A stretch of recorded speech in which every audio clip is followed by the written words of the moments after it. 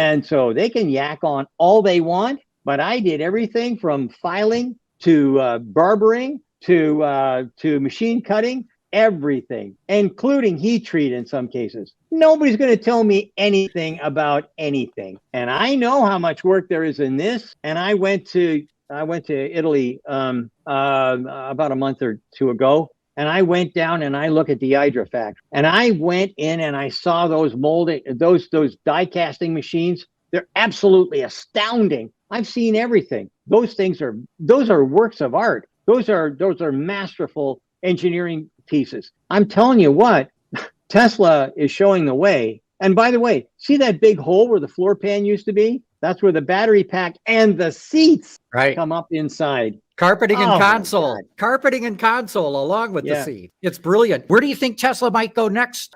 I think what they're going to have is a cage design similar to what was happening with the BMW i3, the safety cage or the safety module, whatever they want to call it. And I think your roof bows, your A-pillar, B-pillar, D-pillar, those are all going to be casting. I mean, there's no reason why we can't do that, but I'm not sure is whether or not they're going to be aluminum. There's a lot of reasons for using steel for those parts to get around that and whatnot and move toward something that's a different type of material. That's going to take some serious engineering. The material that they use for the castings now are seriously different than normal. Those things fill up in less than a second. They fill up in less than a second. That's unreal. And it is unreal. So that material had to go through a lot of testing and validation before they could make that happen. That's what I like about these aluminum castings. They're perfect. And if you've worked in a plant,